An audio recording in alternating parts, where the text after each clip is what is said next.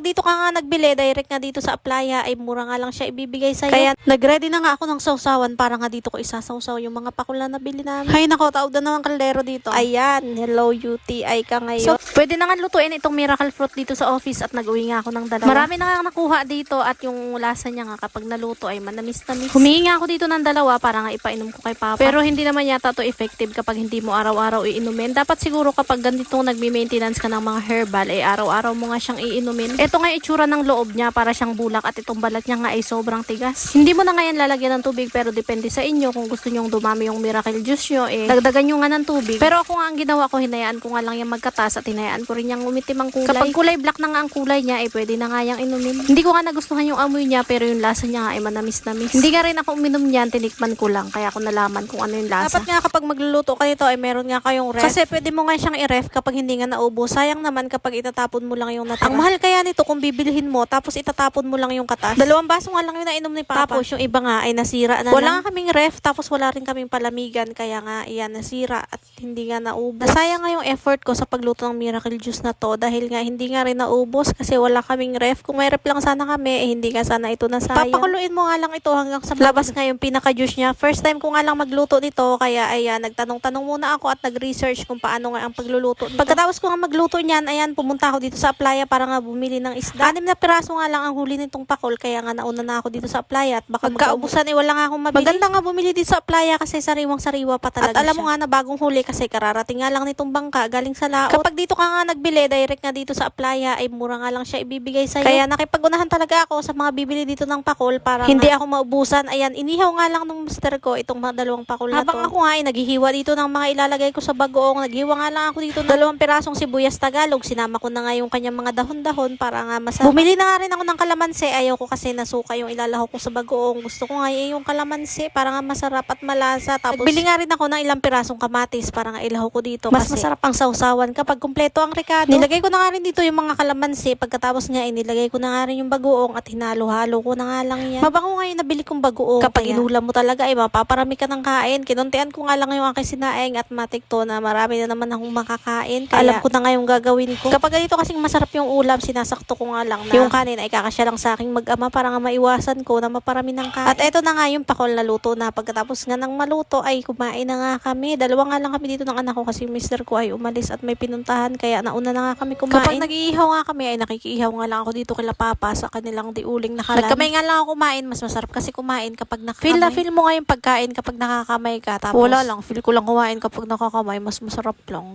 Halos maubos ko nga yung kamatis at saka sibuyas sa sausawan namin. Kaya ayan, ako na yung nag-adjust. Pinigilan ko na yung sarili kong kumain. At eto nga dito sa office, nagbalat nga yung kasamahan ko dito ng mangga na may bagoong. Ayan, hello UTI ka ngayon. So ganito lang for today's video. Thank you for watching. Bye!